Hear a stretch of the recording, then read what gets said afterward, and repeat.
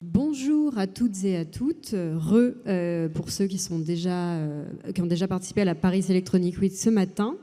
Bienvenue à cette discussion Music To et après, briser l'omerta des VHSS dans les musiques électroniques, violence et harcèlement sexiste et sexuel. Je suis Apolline Bazin, journaliste culture, autrice et cofondatrice d'un média qui s'appelle Problématique. Je vais animer cette discussion avec un panel de qualité. Je vais inviter nos invités à se présenter, chacun en quelques mots. Je vais vous laisser le mic avant d'en faire un petit topo d'intro. Bonjour à toutes et à tous, je m'appelle Laureline et je travaille pour Clubbing TV et je travaille sur les violences sexistes et sexuelles depuis 2020 à peu près. Bonjour à tous et à toutes, je suis ravie de faire partie de ce panel. Je m'appelle Domiti Ravo, je suis la cofondatrice de l'association de prévention Consentis qui forme les organisateurs et organisatrices d'événements festifs à mettre en place des protocoles de prévention dans leurs événements, et on sensibilise aussi le public aux questions des discriminations, du consentement, des violences sexuelles, etc. Bonjour Diane Wurtz. Moi je suis artiste, DJ, organisatrice de soirées. J'ai monté une asso DRDR il y a à peu près 10 ans. Milieu queer, trans, donc toutes les problématiques de VSS en tant que DJ, tout ça quoi. Voilà. Et bonjour à toutes et à tous, moi c'est Alice Laurent Kamena, je suis doctorante en sociologie et je travaille depuis 2020 environ sur une thèse qui porte sur, pour vous la faire rapidement, la féminisation du milieu professionnel des musiques électroniques et sur le maintien des inégalités notamment fondées sur le genre, malgré ces changements notables intervenus dans l'histoire récente. Bonjour à toutes et tous, ravi d'être là aussi. Moi je suis Donatien Viette, je suis journaliste à Mediapart à Paris et je travaille un petit peu sur la problématique des violences sexistes et sexuelles dans le milieu de la musique en général. Merci. Alors, un petit topo de rappel pour introduire notre sujet. MeToo, c'est donc un terme qui a été inventé par la travailleuse sociale états-unienne Tarana Burke au début des années 2000. Donc, c'est un appel à libérer la parole autour des VHSS. C'est devenu un mouvement de dénonciation mondial en 2017 avec une libération de la parole qui est venue d'abord du monde du cinéma aux États-Unis. Music To, ça date de 2020. C'est plutôt... le hashtag a circulé un peu en dehors, mais en France, la première personne à l'avoir utilisé, c'est Émilie Gonod, une professionnelle du monde de la musique qui voulait dénoncer une agression qu'elle a subie quand elle travaillait en major. Et puis il y a eu la création du compte Instagram Music To, qui était d'abord anonyme et qui a collecté énormément de témoignages et qui a participé à ce qu'un certain nombre d'enquêtes sortent. Aujourd'hui, on sait qu'une des personnes derrière le projet, c'est Jean-Michel Journet, qui est toujours assez actif sur ces questions. Le premier moment médiatique qu'on a eu en France, il est plutôt venu autour de cas d'affaires liées au monde du rap. Il y a eu le hashtag Balance ton rappeur à l'automne 2020. Mais très vite, on a eu des choses qui sont remontées dans toutes les esthétiques, dans tous les champs musicaux. Dans les musiques électroniques, l'impulsion au niveau mondial, elle est plutôt venue de la DJ Rebecca, qui s'est emparée du sujet, qui a invité à assainir le milieu sur ce sujet, à prendre ses responsabilités.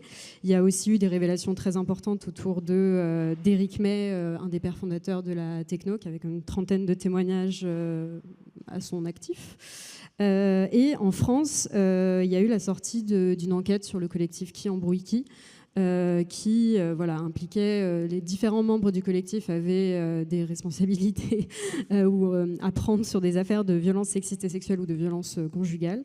Et ça a un peu marqué le début de la conversation et d'une série d'enquêtes qui sont sorties en France. Ce début d'année, il y a eu une commission d'enquête parlementaire qui s'est tenue très largement sur tous les métiers de la culture sur ces questions. Donc il y a eu de ces premières enquêtes jusqu'à ces commissions parlementaires un certain nombre de choses qui se sont passées. Je demandais à mes invités de définir ce qui en 5 ans a changé peut-être positivement, peut-être là aussi où voilà, vous voyez encore en quelques mots de très gros enjeux auxquels il faut s'attaquer. Une réponse en 2 parties, le positif et ce qui reste à faire. Qui veut s'y coller ?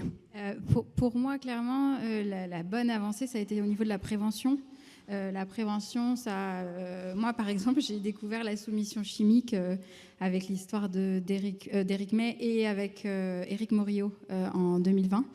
Et après, j'ai suivi le travail d'Asso comme consenti. Et je trouve qu'au niveau de la prévention, il y a un travail incroyable qui est fait. Et c'est pour moi la seule, malheureusement, partie positive sur ça. Mais pour compléter, en tant qu'association de prévention, on constate que Music2 a eu un effet, une prise de conscience quand même assez considérable. Maintenant, qui peut ignorer les violences sexistes et sexuelles dans la musique ? Donc pour nous, vraiment, le point positif, c'est ça, c'est cette prise de conscience. Et c'est aussi la pression, parfois, que le public peut mettre sur les épaules des organisateurs et organisatrices pour mettre en place des actions de prévention. Aujourd'hui, la question de la sécurité, la question de la prévention, c'est incontournable, c'est indispensable. Donc ça, c'est plutôt le point positif. Le point négatif, par contre, c'est qu'on observe encore et toujours que la charge de ce travail, elle repose énormément sur les associations quand même, et aussi sur les personnes victimes, et qu'il y a encore évidemment une impunité qui est très forte. Encore des personnes qui agressent, qui sont bookées tous les week-ends. Donc c'est un bilan plutôt contrasté 5 ans plus tard. D'un côté, oui, il y a la parole qui s'est libérée. De l'autre, il y a un système d'écoute, de protection qui n'existe pas encore. Et puis très rapidement, on va y venir après, mais vous venez de sortir à Consentis une enquête qui fait un comparatif. Vous faites un comparatif dans cette enquête où on apprend plein de choses entre la première que vous avez sortie en 2018 et 2025. Il y a une augmentation de la participation, des déclarations, mais il y a quand même aussi, on constate dans les chiffres, une constante en termes du nombre d'agressions qui sont rapportées entre 2018 et 2025. Bien sûr, il y a même une augmentation en fait, des déclarations sur l'exposition aux violences. Maintenant, on sait aussi que ces chiffres ils peuvent être expliqués par le fait qu'il y a, comme je disais, une prise de conscience en fait, sur les violences sexuelles. On comprend mieux de quoi il s'agit, violences LGBTQIA-phobes aussi. Et donc, c'est normal d'un côté que les déclarations augmentent, notamment chez les publics, par exemple les hommes cis hétéros qui déclarent aussi en être plus victimes aujourd'hui en comparaison à 2018, notre première enquête. Pour moi, ce qui a changé en 5 ans, c'est qu'il y a 5-6 ans, on ne parlait même pas de consentement, même notre génération, nous, tout simplement. J'ai 45 ans aujourd'hui, et même nous, à cette époque-là, on n'avait même pas idée quel était l'arrêt sur ces questions de consentement entre nous déjà, et que déjà cette question-là, il a fallu qu'on l'affronte, et qu'on l'affronte aujourd'hui avec les nouvelles générations, et qu'on s'écoute et qu'on papote et qu'on parle entre nous, et on voit bien qu'aujourd'hui la problématique des vieilles générations avec les nouvelles générations, elle n'est pas évidente, et elle continue à être problématique. Ça veut dire qu'on a quand même les vieilles générations qui sont en train de dire toujours « c'est pas grave, etc. etc. » Et en fait, il n'y a pas, le dialogue, pour moi, il n'est pas encore enclenché à 100% entre les nouvelles et les anciennes générations.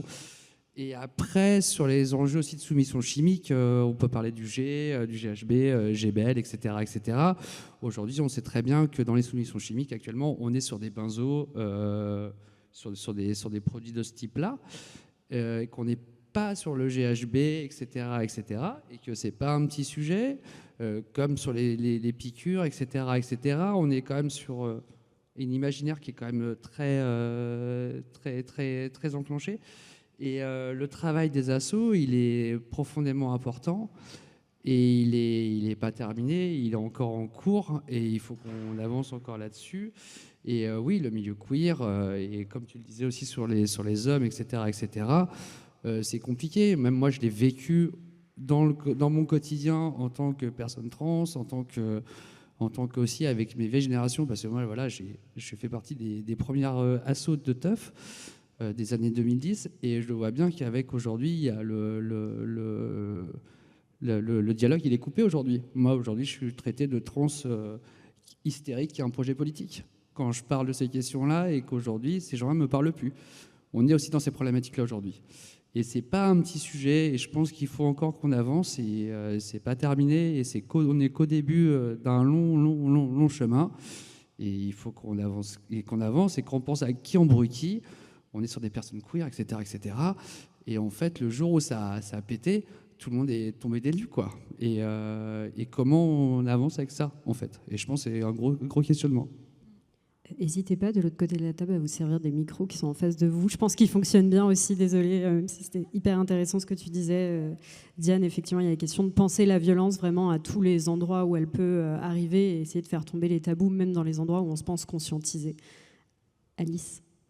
Alors, pour ne pas faire redite par rapport à ce que vous avez dit, mais ça fera un peu des ponts et des points, je suis d'accord que sur l'amélioration, j'y mets des guillemets, mais en tout cas, l'élément de changement majeur, c'est effectivement cette mise à l'agenda très claire. Et il s'agit de ne pas oublier que ça, c'est lié à du travail militant, invisible, non rémunéré, acharné, et souvent de personnes qui elles-mêmes en fait, ont vécu des violences dans leur parcours, et qui derrière est aussi relayé par des éventuelles politiques publiques, etc. Mais en tout cas, ce que moi j'ai observé dans le cadre de mon terrain, c'est vraiment cette auto-organisation-là des personnes. Et qui continue ce travail-là à nouveau sans être forcément rémunéré pour ou en galérant de ce point de vue. Donc je suis déjà en train de parler de trucs qui ne vont pas.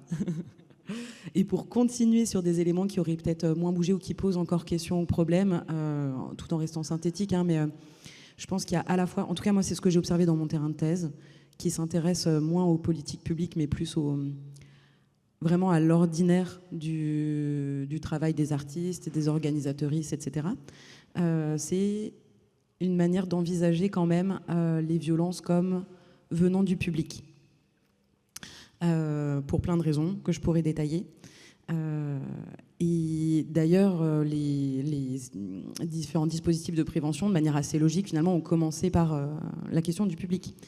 Et il me semble qu'il y a encore pas mal d'angles morts sur ce qui se déroule du côté des professionnels, qui pose tout un ensemble de questions parce que ce milieu est spécifique dans la manière d'habiter la professionnalité, dans la manière où ça vient se déployer dans toutes les sphères de la vie de l'individu, où en fait les personnes qui agressent peuvent être également le conjoint, l'ex-conjoint, l'ex-copine. On le voit très bien dans le cas de Qui embrouille qui, c'était ça aussi, il s'agissait de violence conjugale pour partie.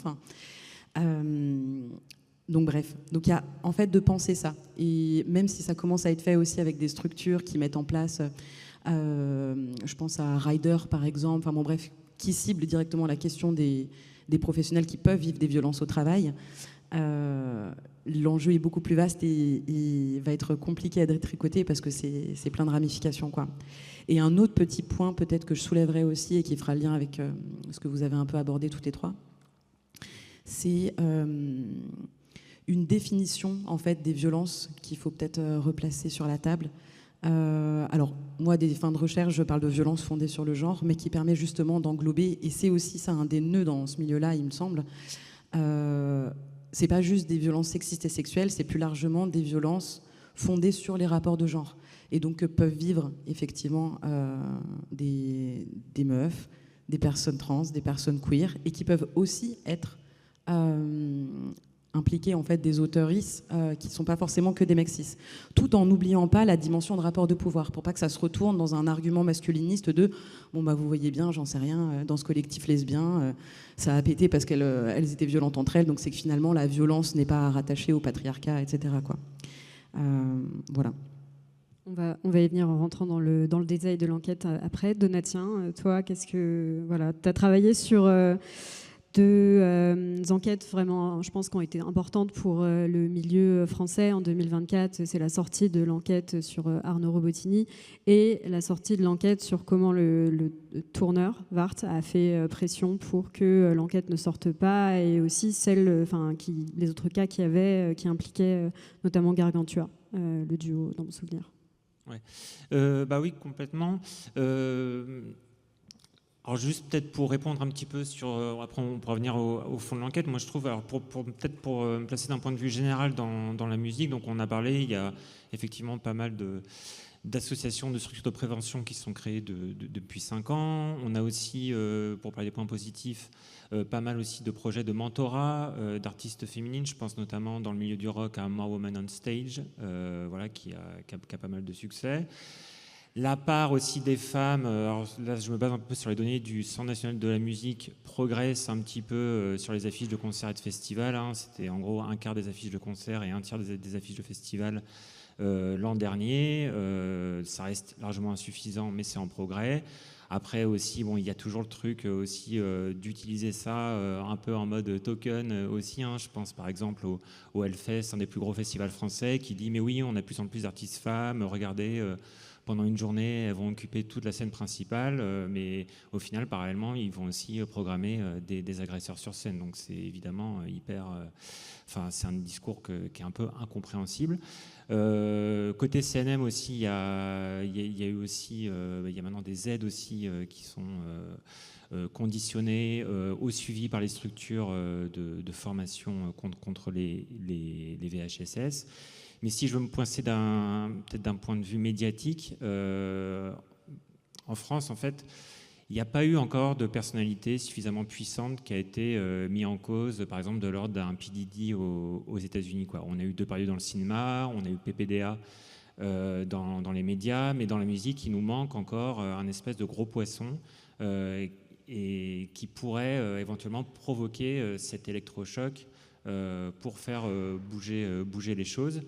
Et par contre, à l'inverse, ce qu'on voit, c'est plutôt l'inverse, à savoir plutôt des procédures bâillons contre les lanceurs et lanceuses d'alerte. Je pense par exemple à Musique2, qui ont été visés par des procès en diffamation qui sont très coûteux. Et tout ça, c'est un peu la réalité aussi aujourd'hui dans le milieu de la musique, c'est que c'est plus finalement les lanceurs et lanceuses d'alerte, les victimes qui sont ciblés, qui sont poursuivis en justice que les agresseurs, agresseuses.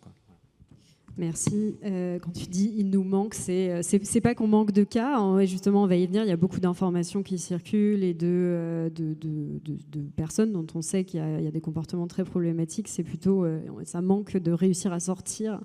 Je dis ça, c'est juste, ça me fait rire. La formulation, c'est dans le sens il nous manque. C'est pas spécialement une volonté. On s'en réjouit pas. On préférerait travailler sur autre chose, mais ce serait quand même bien qu'à un moment les comptes soient mis à jour.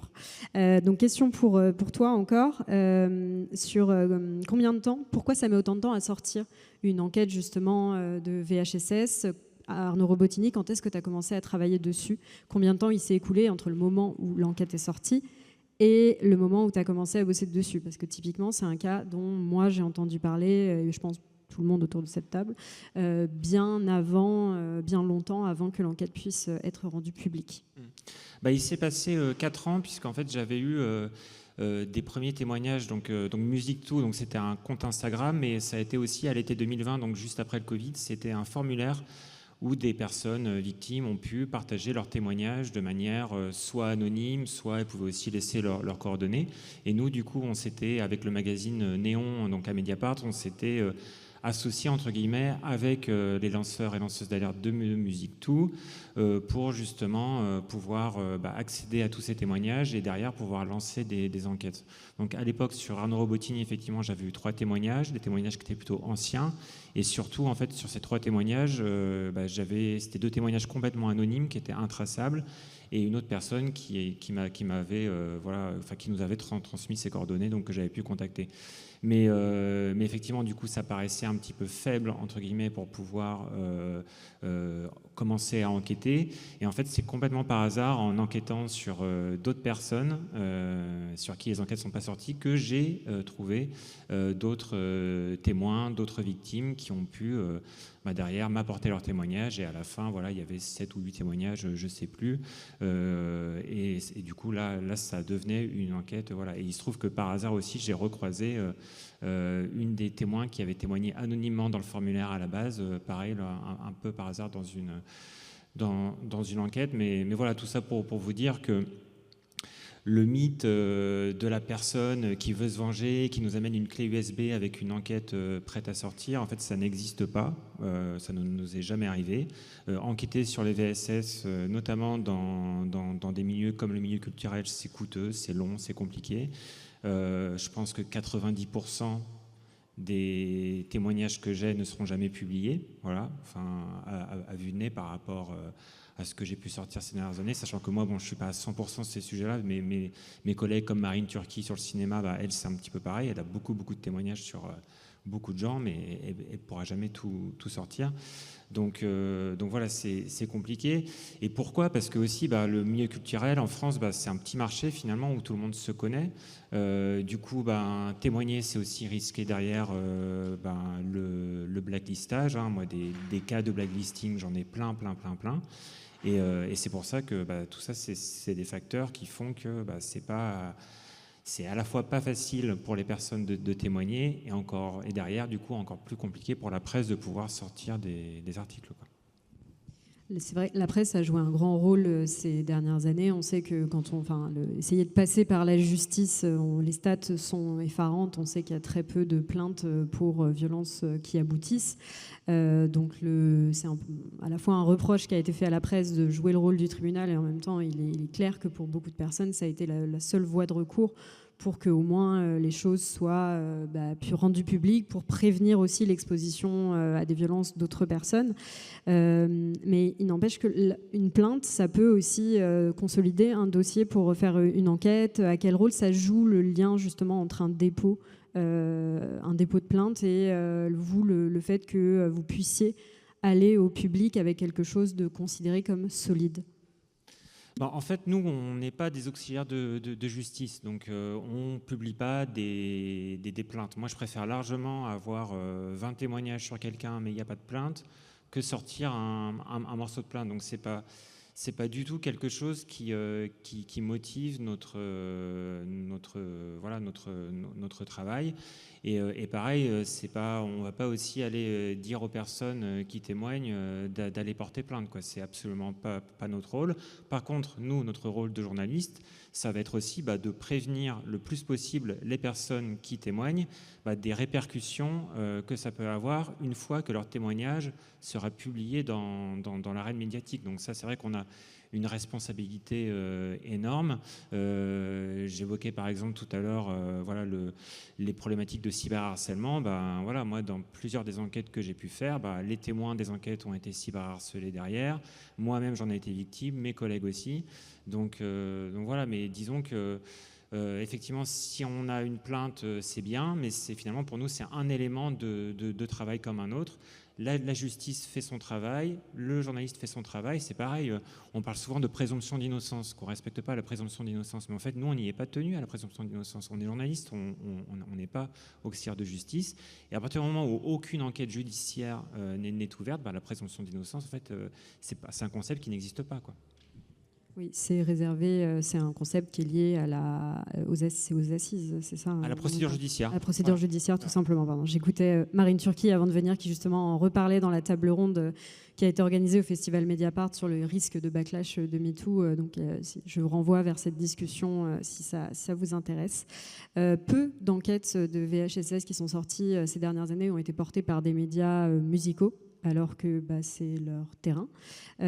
Pourquoi, selon vous, l'enquête sur Qui embrouille qui, elle a été portée par Trax, Feu Trax, ça a été un peu ultime coup avant la fermeture. Pourquoi, selon vous, et pourquoi en particulier, je veux bien ton avis en particulier, Laurine, en tant que femme de média musique ? Il y a plusieurs raisons. Déjà, c'est le manque de moyens. On est encore moins staffé et on a moins d'argent que les médias qui ne sont pas spécialisés.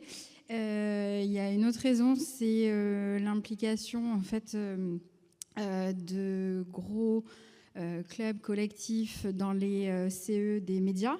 Donc, il y a un peu une procédure bâillon qui est faite, même si les rédac-chefs ont envie d'en parler. Il y a les boss derrière qui disent oui, mais bon, ils nous payent ça tous les mois. Donc ça existe vraiment.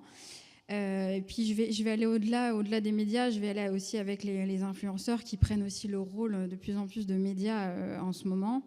Qui aussi, moi, quand on en discute, et ils sont au courant de pas mal de cas qu'on a.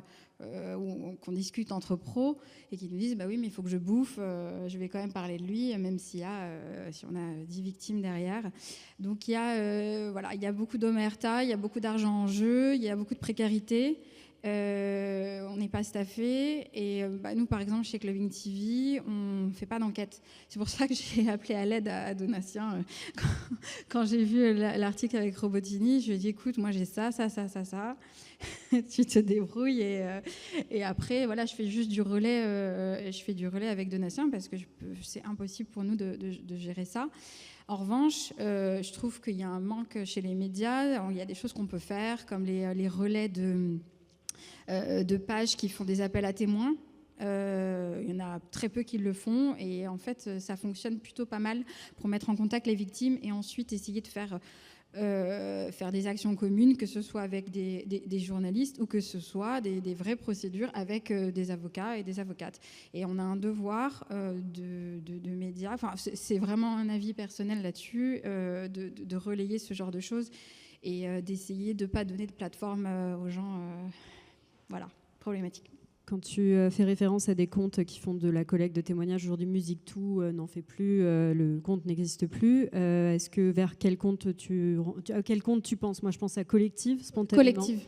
Voilà. Oui. Okay. Elles sont top, elles font beaucoup de DJ, encore un, ou même des photographes, des gens du milieu qui évoluent dans notre cercle. Pour expliquer à tout le monde, donc c'est un compte Instagram et un collectif, comme son nom l'indique derrière, qui recueille de manière, qui fait circuler des appels à témoignages avec des descriptions assez neutres, assez larges, dans lesquelles justement on peut essayer de reconnaître le profil de quand une personne a été victime d'agression de la part donc, de ce portrait robot, pour essayer de recouper les faits avec d'autres cas potentiels.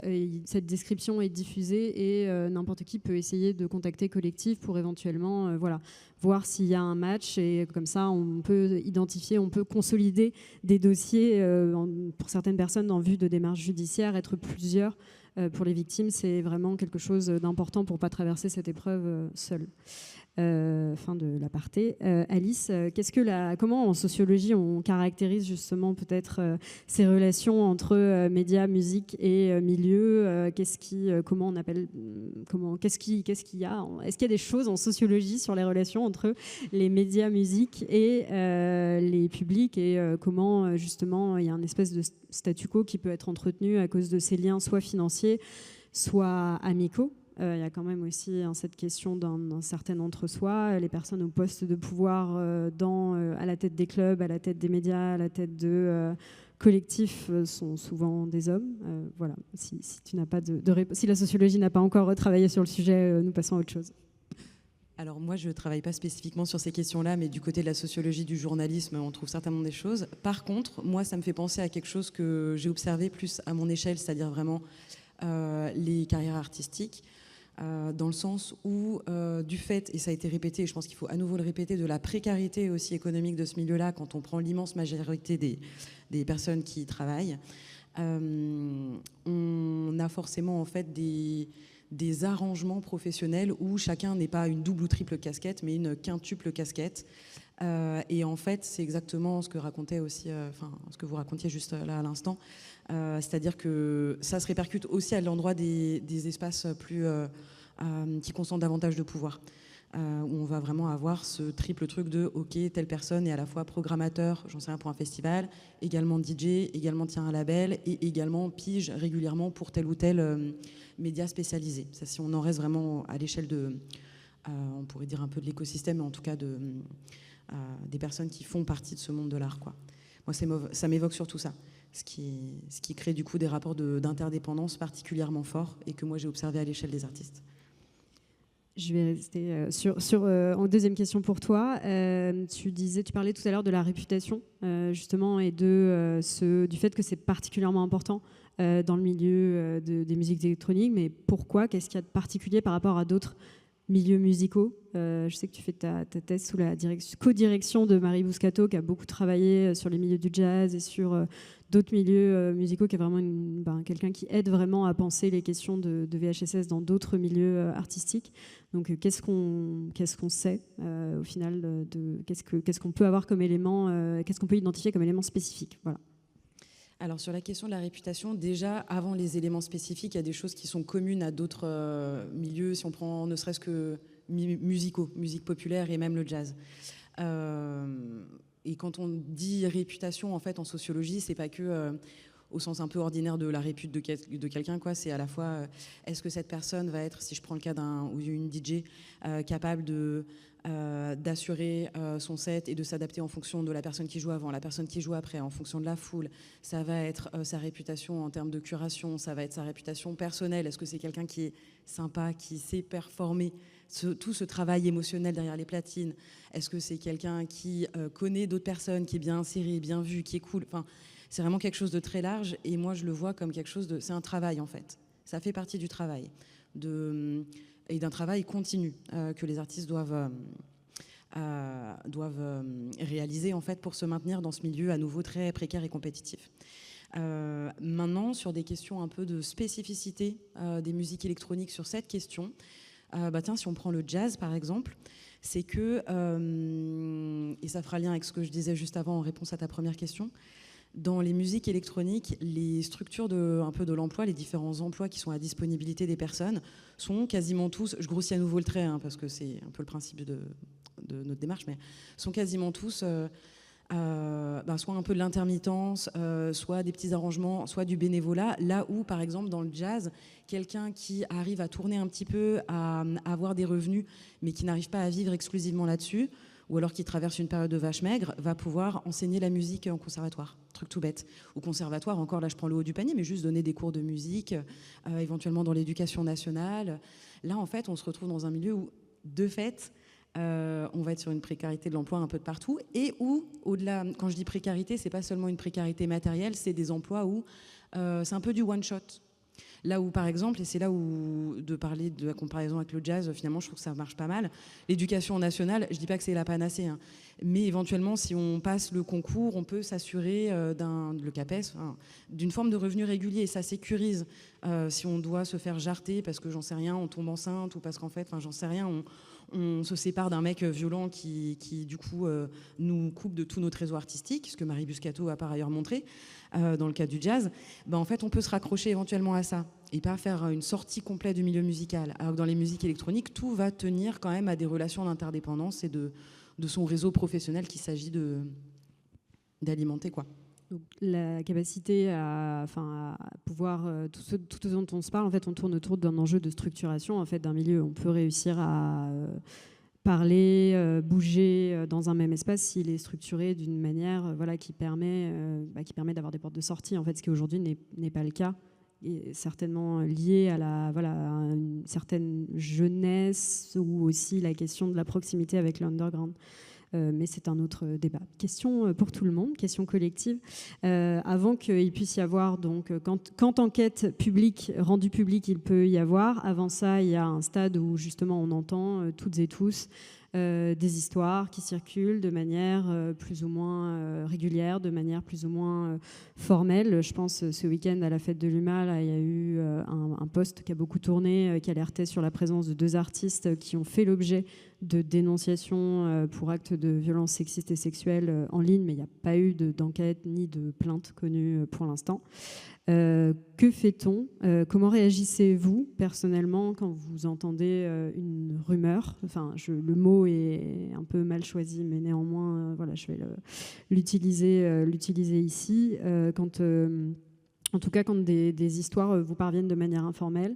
Et que peut-on faire, soit en tant que membre d'un écosystème, pour faciliter un accès à une forme de justice pour la victime, ou protéger d'autres victimes? C'est quoi la bonne manière de traiter, au final, c'est quoi la bonne manière de traiter une rumeur quand elle nous parvient? Du coup, une rumeur, pour utiliser ce mot, c'est évidemment toujours un moment inconfortable dans une équipe organisatrice d'événements. Nous, ce qu'on recommande dans la prévention, c'est qu'il ne faut pas traiter en fait, ces éléments-là dans l'urgence. Donc, ce qu'on défend, ça va être plutôt l'anticipation. Donc, prendre un moment avec son équipe avant un événement pour réfléchir en fait. Si quelque chose comme ça arrive, qui prend la décision? Quel relais est-ce qu'on appelle? Est-ce qu'il y a des mesures temporaires qu'on va appliquer? Donc, est-ce que c'est soit une vigilance, soit c'est une mise à l'écart de la personne concernée? Parce que le pire qui peut arriver, c'est justement de découvrir ça au dernier moment et de pas du tout savoir ce qu'on veut faire avec ce sujet. Et ça expose beaucoup plus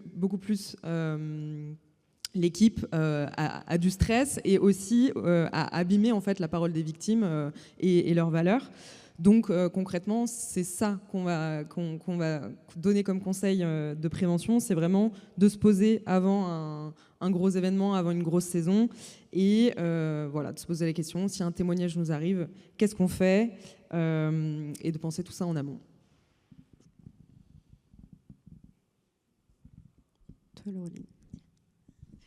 Nous, par exemple, quand on reçoit des rumeurs, on discute souvent avec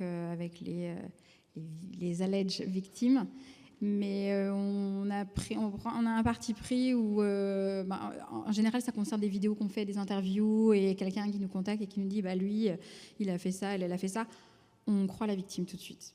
Parce que les autres vont pas, il y a beaucoup de gens qui vont pas le faire, donc nous on s'est dit on a un parti pris, on croit la victime et on coupe la vidéo. Mais sur le côté de comment aider les victimes à parler et à sentir plus en sécurité. Moi, je t'en avais parlé un petit peu dans l'email. Je pense qu'il va nous falloir beaucoup plus de structuration.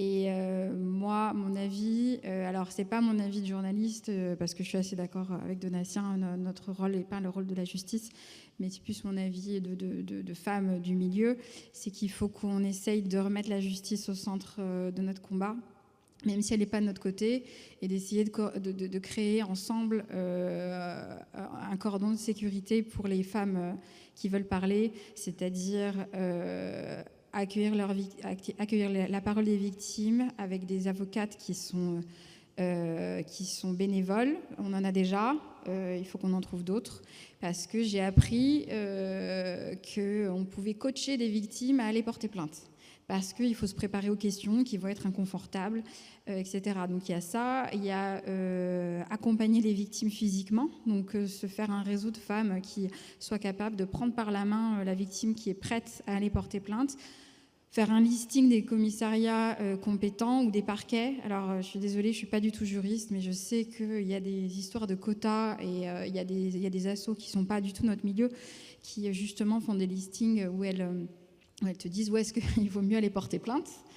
Et puis ensuite, une fois qu'il y a une plainte, il faut que nous, on essaye, voilà, au moins on peut utiliser ça pour essayer, j'aime pas le terme boycott parce que ça a été utilisé à mauvais escient, mais à écarter les gens accusés un petit peu de notre milieu jusqu'à ce qu'il y ait quelque chose qui se passe. Et je sais très bien qu'on n'a pas la justice de notre côté, mais pour moi, sans ça, je ne vois pas de résultat. Avec tout ce qu'on a fait, tout ce que j'ai écouté, tout ce que j'ai vu, il n'y a rien, il ne se passe rien du tout. Donc pourquoi pas essayer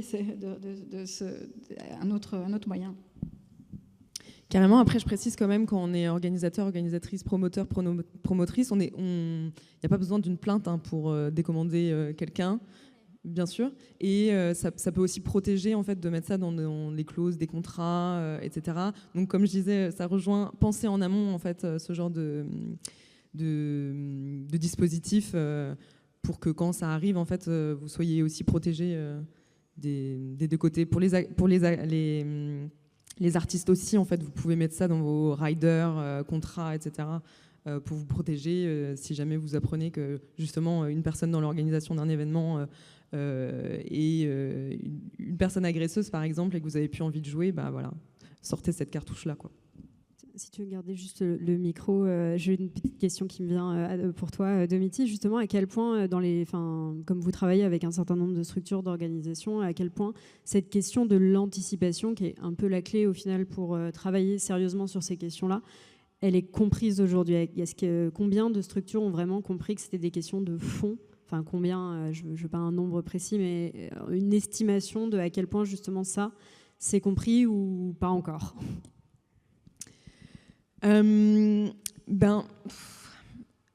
Déjà, il faut partir du principe que même s'il y a des plus fortes exigences au niveau de la prévention, voilà, on parlait de ces améliorations-là depuis 5 ans, on sait que la prévention, c'est un peu la dernière chose à laquelle les gérants d'établissements, organisateurs, RIS, pas tout le monde évidemment, hein, mais pensent. Donc c'est un peu toujours... on va penser à ça on top, et ce qu'on voit, on l'a vu aussi cet été avec pas mal d'organisations en fait, qui nous contactent vraiment au dernier moment justement pour nous dire bah voilà, il y a eu des témoignages, qu'est-ce qu'on fait. Donc oui, pour l'instant je pense que ça n'a pas encore été majoritairement pris ça n'a pas été majoritairement pris en considération clairement. La question de base, c'était comment réagissez-vous personnellement quand des témoignages vous parviennent de manière informelle, soit, alors quand j'ai témoignage, ça peut être justement une personne que vous rencontrez de première directement, ou alors quand c'est un bruit qui parvient et là où c'est un peu plus lointain. Les deux situations ne sont pas forcément les mêmes selon qu'on rencontre la personne, selon qu'on entende plutôt des choses qui reviennent de personnes qu'on ne rencontre pas directement. Est-ce que quelqu'un veut rajouter quelque chose ? Vas-y, Diane. Sur toutes ces choses-là, concrètement, oui, sur les contrats, avec les soirées, etc., on peut le faire. Après, on va être très honnête, ça a des conséquences sur par qui on va être booké, quoi.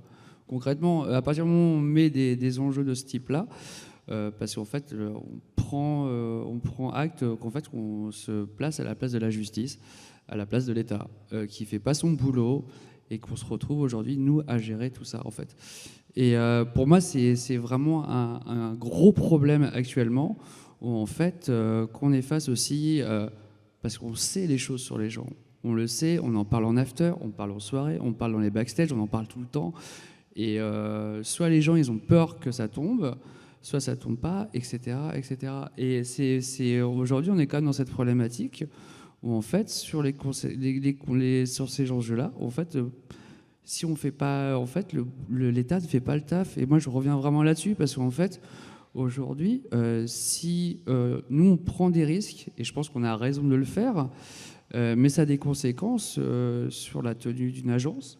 À partir du moment, moi, je l'ai vécu l'année dernière, où une agence qui a explosé à cause d'une histoire justement de VSS. Lié à un club qui voulait booker un artiste, et après cet artiste a tout fait pour faire capoter le projet, quoi. Et c'est quand même pas des petits enjeux, et quand il y a des gens qui investissent de l'argent, etc., c'est vénère, et on est quand même toujours dans la problématique. Quand à partir du moment où on met en place ces choses-là et qu'on les dit, en fait, on est dans la problématique où en fait, on se fait dézinguer la gueule à tour de bras, parce qu'on est face à des hommes, on va être concrètement, on est quand même on va revenir là-dessus, majoritairement, on est à 90% de mecs qui gèrent les teufs ou qui gèrent les clubs. Et c'est une vraie problématique. On l'a vu aussi à Berlin, ça se voit partout en fait. Il n'y a pas un endroit où ça ne se passe pas en fait. Et comment on fait nous aujourd'hui pour faire ça ? En fait, on prend les risques et on les fait parce qu'on n'a pas le choix. Et ça a des conséquences, et on est obligé d'avoir notre travail à côté pour pouvoir être à la hauteur de nos enjeux et de nos idées, quoi. Voilà. C'est clairement du sacrifice de réputation, du sacrifice de se faire boycotter. C'est aussi un sacrifice parce qu'on va se faire harceler. Donatien, on en a parlé tout à l'heure, il subit beaucoup de harcèlement. Moi, j'en ai vécu à différents moments. J'en ai vécu hier soir avant ce call. C'est du sacrifice, et je vois pas comment on pourra avancer sur ces choses-là sans qu'on se sacrifie nous personnellement ou notre carrière ou quoi que ce soit. Pour l'instant, j'espère que ça va changer, mais là on est obligé. Je vois pas d'autre issue. Faut prendre le risque. Si on le fait pas, on n'avancera pas, et on n'arrivera pas à réguler les équilibres entre hommes et femmes dans ce milieu-là, et les personnes queer et des personnes cis, etc., etc. Si on le fait pas, on n'avancera pas, quoi. Et juste pour compléter ce que disait Diane aussi, c'est que même quand la justice passe, parce que parfois elle passe quand même, il y a quand même des organisateurs qui vont répondre ouais, mais en fait, ok, il a été condamné, mais en fait personne ne l'a interdit de jouer. Et c'est vrai, la justice ne prononce jamais d'interdiction à des artistes de jouer, sauf si ces artistes ont été condamnés pour des violences pédocriminelles, auquel cas ils ne peuvent pas se produire auprès d'enfants. Ça voilà. Ouais. Mais après, voilà, les organisateurs ils vont dire ok, il y a des rumeurs, il n'a pas été condamné, donc je le programme. Ok, il y a une enquête en cours, mais il n'a pas été condamné, donc je le programme. Ok, il a été condamné, mais maintenant il a pu purger sa peine, donc je ne sais pas pourquoi je ne le programmerai pas. Et ça, c'est des discours qu'on entend très souvent. Le point qu'on a touché du doigt, c'est que les choses ne progressent pas aussi parce que justement la parité dans le milieu ne progresse pas en partie, ou qu'en tout cas la conscientisation est trop lente vis-à-vis d'acteurs qui ont un vrai poids. Si je pose la question un peu concrètement, ouais, on en est. C'est une question large, donc volontairement, vous prendrez les exemples qui vous semblent pertinents, mais où en est-on de la conscientisation des hommes de ce milieu ? Avez-vous eu au final, on pourrait peut-être poser la question de manière inverse, avez-vous eu des bonnes surprises ces dernières années ? Et s'il y en a, est-ce qu'elles se comptent sur plus que les doigts d'une main ? Moi, j'en ai une sur un lieu, c'est la station, quoi, qui a pris des risques de ne pas booker des gens et qui a interdit des gens et qui envoient des mails pour dire « vous n'êtes plus les bienvenus ici ». Mais voilà, c'est quand même, il y a des lieux qui le font et des gens qui le font. Et ça a des conséquences où moi, voilà, j'ai encore parlé, c'est une histoire de VSS de l'année dernière qui me traîne encore aux pattes, où on a demandé à avoir un écartement d'une personne. On avait travaillé avec cette personne parce que c'était un ami. Et au bout d'un moment, quand on est amis, qu'on se retrouve à faire le boulot à la place de la justice, à la place de l'État, c'est comme pour la question de la réduction des risques. Les associations, elles font le boulot pour mettre les gens à la protection. Et il y a un moment, je pense qu'il va falloir peut-être rentrer sur des enjeux de porter plainte contre l'État pour non-protection des personnes, tout simplement. Moi, je pense qu'il y a un moment, il va falloir qu'on rentre vraiment dans ces enjeux-là, parce que si on ne le fait pas, en fait, on se retrouve dans des situations mauvaises et dégueulasses, et où en fait, les gens vont pas bien, et les gens vont mal, et il y a des gens qui ne travaillent plus, et qui ne veulent plus travailler dans ce milieu-là. Moi, si j'étais pas dans le milieu queer l'année dernière, ma carrière était finie sur la question des VSS, sur une personne. Voilà, ma carrière était finie. Concrètement, c'est ce qui s'est passé. La communauté queer a réussi à me protéger, en fait. Et si elle n'avait pas fait ces protections, en fait, concrètement, le milieu cis hétéro, en fait, il me dézinguait la gueule, tout simplement. Voilà. Est-ce que quelqu'un veut rajouter quelque chose à ce constat édifiant et sans appel ? Donc parce que ta question initiale, c'était comment ça change par rapport notamment aux... On peut passer aussi, je sais que tu as écrit un article sur les masculinités électroniques, j'aime bien le terme, est intéressant, c'est une espèce, un Pokémon très particulier. Justement, qu'est-ce que tu peux nous dire sur ce que tu as observé dans ton terrain ? Qu'est-ce qu'il y a de particulier lié à ces masculinités dans ces milieux ? Déjà, et ça fera lien avec ce que Diane disait juste avant dans le cas de la station, et moi c'est des choses que j'ai observées à d'autres endroits de mon terrain, on observe dans ce milieu des musiques électroniques, donc à nouveau je précise, moi je travaille que sur la France, une diffusion de normes égalitaires au travail. En fait, et ça fera lien aussi avec la féminisation progressive des line-up, qui est réelle, qu'on peut objectiver. Certaines personnes qui individuellement, avec les coûts que ça peut, comme on vient de l'aborder, qui peuvent venir avec, mais on a certaines normes professionnelles qui sont en train de muter. En tout cas, moi, c'est ce que j'observe. Cependant, une fois qu'on a dit ça, ça ne veut pas dire que d'un seul coup, les hiérarchies professionnelles n'existent plus. C'est deux questions complètement différentes. Et je vais donner un exemple très concret qui est un exemple qui s'est produit à de multiples reprises sur le terrain. Moi, j'ai travaillé avec des artistes, donc à la fois des hommes et des femmes, pour retracer leur expérience professionnelle. Et en fait, le niveau de maîtrise d'un vocabulaire égalitaire du côté des hommes, notamment cisgenres, que je rencontrais, au début m'a étonnée, parce que je ne connaissais pas forcément très bien ce milieu-là avant de commencer mon enquête. Mais en fait, ça s'explique à la fois par une volonté de se renseigner sur ces sujets, ça s'explique de par la position sociale de ces hommes et de ces femmes aussi, par ailleurs, qui ont souvent fait des études, sont issus des milieux plutôt classe moyenne, classe supérieure, etc. Et avec une forme de maîtrise aussi de ces termes. Attention, quand je dis maîtrise, ça ne veut pas dire que c'est hypocrite ou ça ne fait pas du tout partie des cadres. Et ça, en fait, ça a des effets. Et ça a des effets aussi en se disant, bah non, en fait, maintenant, un événement qui programmerait que des mecs, bah non, ça craint. Il faut de la diversité, c'est des normes professionnelles qui bougent. Pour autant, bah, ça n'enlève pas le fait que la quasi-totalité des personnes qui ne sont pas des mecs cis que j'ai rencontrés dans le cadre de mon terrain ont vécu des formes de violence diverses et variées au fil de leur carrière. Et en plus, sur la question spécifique des masculinités, quelque chose que j'ai repéré et qui fait écho à d'autres milieux professionnels ou sociaux que d'autres collègues étudient, c'est que c'est valorisé, ça tend à être valorisé socialement de se présenter justement comme... alors je vais y mettre des gros guillemets mais, parce que c'est des citations issues du terrain, mais comme un mec un peu allié, comme un mec conscientisé ou déconstruit, ou voilà, tout ce vocabulaire très individualisant s'agissant des rapports aux idées féministes. Ce qui, à nouveau, ne veut pas dire mauvaise foi forcément du côté des individus, hein, mais ça veut dire que socialement, ça va rejoindre tous les éléments réputationnels positifs pour une carrière et qui vont faire que telle personne, on va continuer à l'inviter, éventuellement même dans des espaces queer, éventuellement parce que, ouais, vas-y, en fait, il fait de la bonne musique et en plus, il est plutôt safe, il est plutôt pipou, c'est un mec mimi, enfin, toutes ces expressions-là.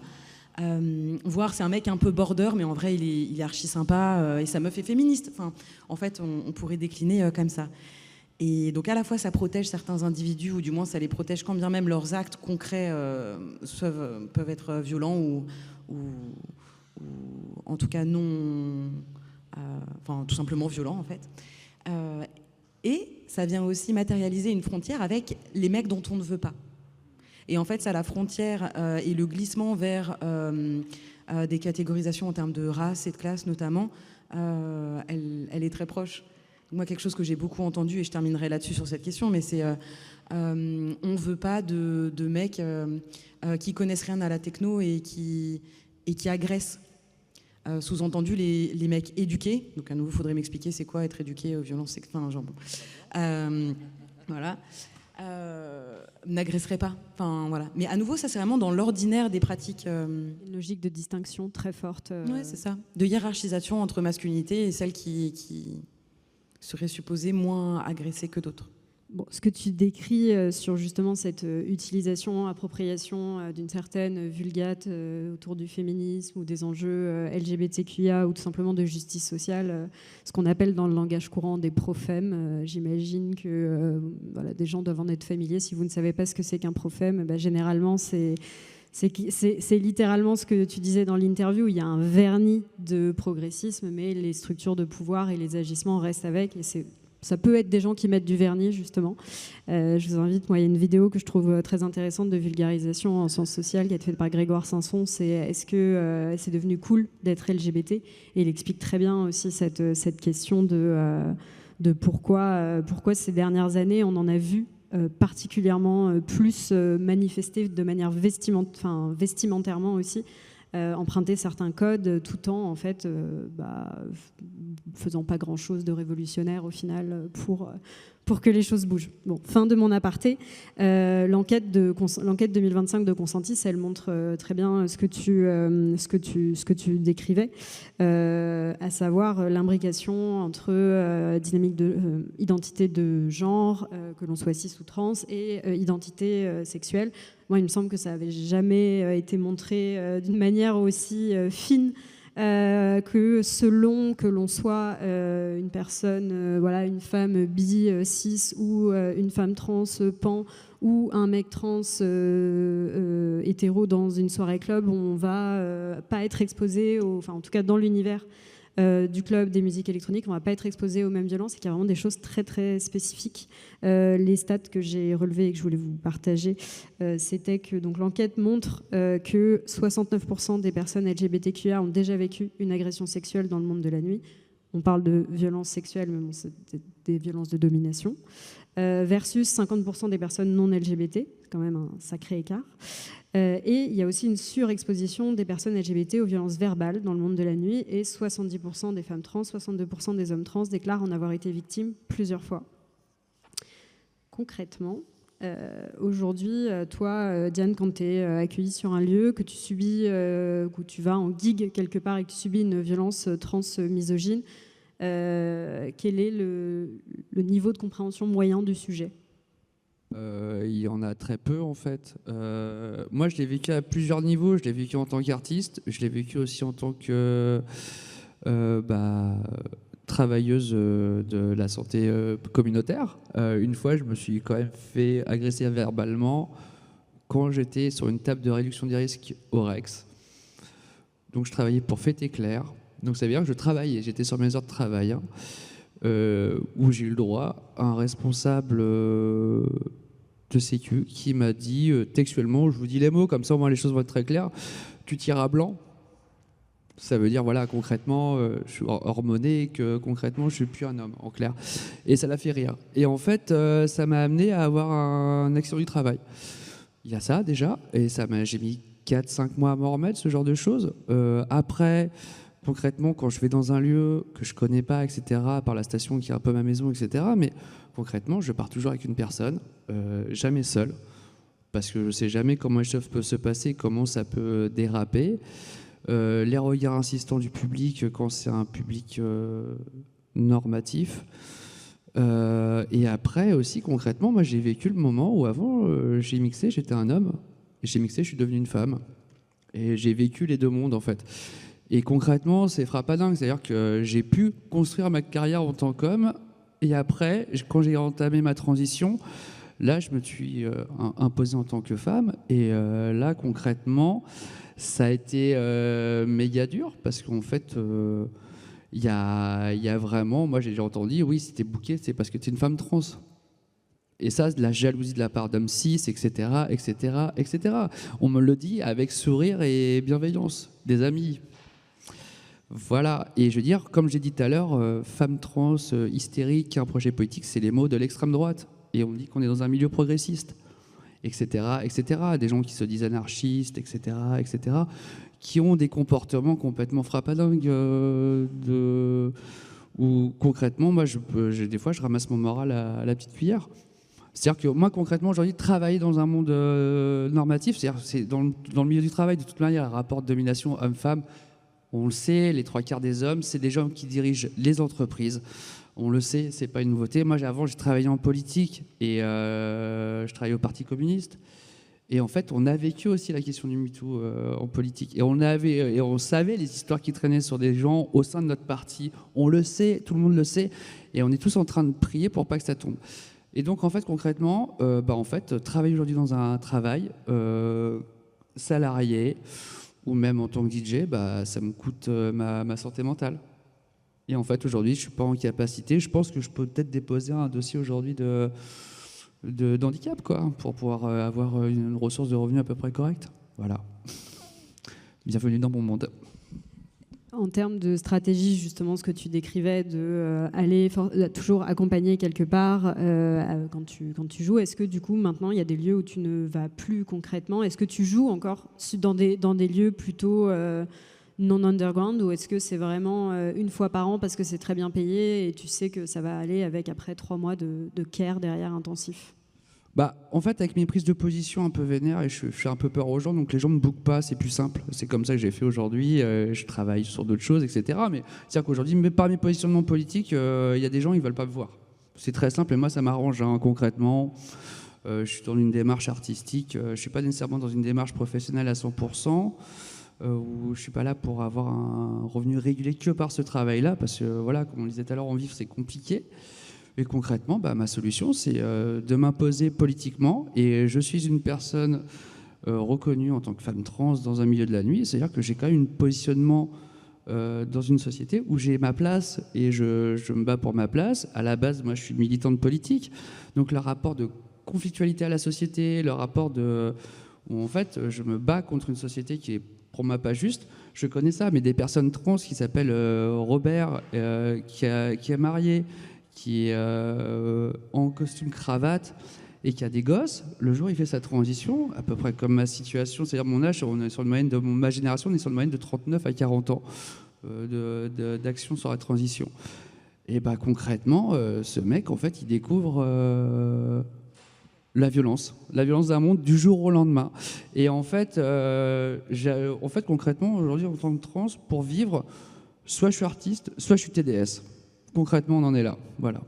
Et même quand j'ai travaillé en centre de santé communautaire, et en fait, j'ai jamais été bien épaulé par mes employeurs, parce qu'ils sont incapables de pouvoir être en capacité de pouvoir gérer cette situation-là.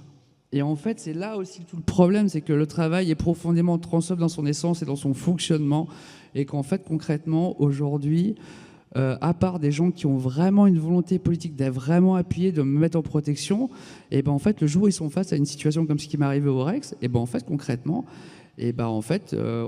pareil, j'ai vécu ça dans un centre de santé, on m'a dit, t'es hystérique, et en fait, t'es ingérable. Voilà. Ça veut dire qu'en fait, la société ne veut pas admettre qu'ils ne savent pas faire.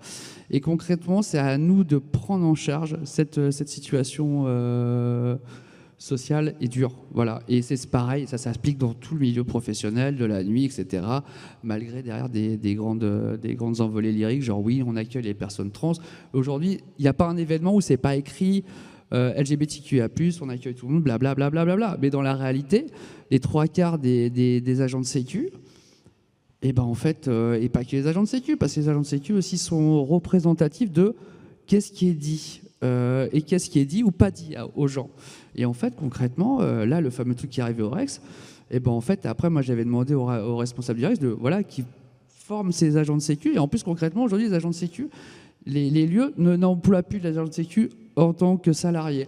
Aujourd'hui, c'est une des positions où genre dire je délègue un travail à quelqu'un d'autre comme ça, je ne suis pas responsable au niveau légal. S'il y a un problème, je passe à une autre boîte, etc. Et en fait, on m'a raconté lors de cette formation, j'ai demandé la formation des agents de sécu, et pour moi, c'est pas que les agents de sécu, parce que j'avais peur que les personnes se retrouvent à virer. Et en fait, cette personne, il y a une personne au sein du Rex qui m'a dit, concrètement, les mecs, ils regardaient le foot sur leur portable. Et si on n'a pas des patrons, parce que les patrons ils savent dire ça suffit, vous travaillez, etc. Par contre, faire gaffe à ce genre de choses, ils en ont rien à faire. Voilà. Donc on a encore du boulot, même si aujourd'hui je suis là face à vous et je suis pas dans un coin traité dans le bois en train de tapiner quoi. Je veux dire, on a ça quand même qui a quand même plus avancé, mais c'est pas facile quoi. Voilà. Ouais, clairement, ça renvoie à toute cette question on parle de VHSS, mais la question de parler de violence de genre plus largement permet de réélargir la focale et de se rendre compte que, derrière les quelques progrès qu'on a pu faire sur la prise en compte des progrès qui sont fragiles, structures qui sont fragiles, qui reposent sur le travail de beaucoup de personnes, qui, même quand il y a un salariat, ils laissent beaucoup d'elles-mêmes. La compréhension et la capacité à vraiment prendre en compte des situations multiples. On est encore très, très, très, très, très loin. Je pense que le tout basique de la violence sexuelle ne nous permet pas, ne fait que quand on se retrouve aussi dans des lieux où il y a un turnover, où la question de la rentabilité économique, toute la question de précarité, fragilité d'un certain milieu fait que le serpent se mord la queue et que tant qu'il n'y a pas de vraie volonté politique de la part... On a beaucoup parlé, tu as beaucoup parlé de l'État, mais en fait tout simplement de la part des lieux, de la part des patrons de labels, de la part des responsables de structures, il n'y a pas grand-chose qui bouge. Il y a un chiffre très fort c'est les 2 dernières questions et après, si vous en avez, cher public, on vous passera le micro. Il y a un autre chiffre assez fort dans cette enquête de Consentis et qui, moi, m'interpelle beaucoup parce que je pense que c'est une des clés du changement, ou en tout cas d'un mieux potentiel. C'est que lors d'une soirée, les répondantes donc, de l'enquête de Consentis, c'était d'un échantillon de 3000 personnes, considèrent à 83% que c'est la responsabilité du lieu d'assurer leur sécurité, ce qui n'est pas faux, versus 48% les autres fêtards, et c'est le 48%, c'est aussi les amis sont aussi au même niveau. Donc on compte plus sur un lieu, sur le Rex pour être responsable de notre sécurité, de notre accueil potentiellement, que sur les autres clubbeurs, clubbeuses ou les potes avec qui on est venu en soirée. Tout ce qu'on a balayé est effarant et est une réalité très dure et que on sait être persistante, mais ce chiffre, moi j'y vois quand même quelque chose où en fait, on n'a pas de responsabilisation avec ne serait-ce que les gens qui sont autour de nous, puisqu'on ne compte pas sur eux. Est-ce que c'est comme ça qu'il faut l'interpréter, Domiti, ou est-ce que c'est une interprétation très pessimiste ? Nous ne l'avons pas interprété comme ça, en tout cas. Sur la question de la responsabilité, moi je l'entends plutôt, la question qui est responsable de votre sécurité, c'est s'il se passe un incident, qui aurait dû vous protéger, en fait. Et du coup, moi je trouve ça hyper intéressant que ce soit les organisateurs et les établissements qui ressortent en premier, à raison, parce que c'est à eux, en effet, de prendre soin de la sécurité de leur public. Donc, moi, j'y vois plus des résultats qui font sens, bien que, évidemment, le fait d'avoir un support système avec ses amis ou les autres fêtards, ça fait partie pour moi, pardon. La question, elle doit pas être interprétée comme ça, à mon avis. Ce qu'on a dit aussi, du coup, pour rebondir aussi sur ton témoignage avec cette enquête, c'est qu'on a plusieurs recommandations. D'ailleurs, si vous voulez lire cette enquête, elle est complètement disponible sur notre site internet. Elle est sortie cet été, donc elle est vraiment toute fraîche. Et la première recommandation qu'on donne avec dans le bilan, c'est de renforcer la prévention ciblée. Donc on sait bien, il y a de plus en plus d'organisations qui se forment, etc. Mais c'est hyper important aussi de se former aux problématiques des personnes qui sont les plus exposées aux violences. Donc notamment des formations, on voit dans l'enquête que ce sont les personnes minorisées, donc les femmes et les personnes LGBTQIA+, qui sont les plus exposées aux violences et aux sentiments d'insécurité en milieu festif. Spoiler, ça nous étonne pas trop finalement, mais en tout cas c'est indispensable de former les équipes, notamment sur la transphobie, notamment quand on book en fait des artistes qui sont trans, parce que c'est la responsabilité des orgas, la responsabilité du club de s'assurer de la sécurité des personnes qui sont invitées, qui sont dans la soirée, quoi. Il y a ça d'un côté, donc c'est la première recommandation. Il y a aussi le fait d'inscrire la prévention dans le cahier des charges, de rendre une norme en fait, d'avoir des référents, des référentes de prévention et des procédures de signalement. Donc quand il se passe un incident dans un milieu festif, dans un événement, qui fait quoi, qu'est-ce qu'on fait, etc. Comme je disais, il faut penser tout ça en amont.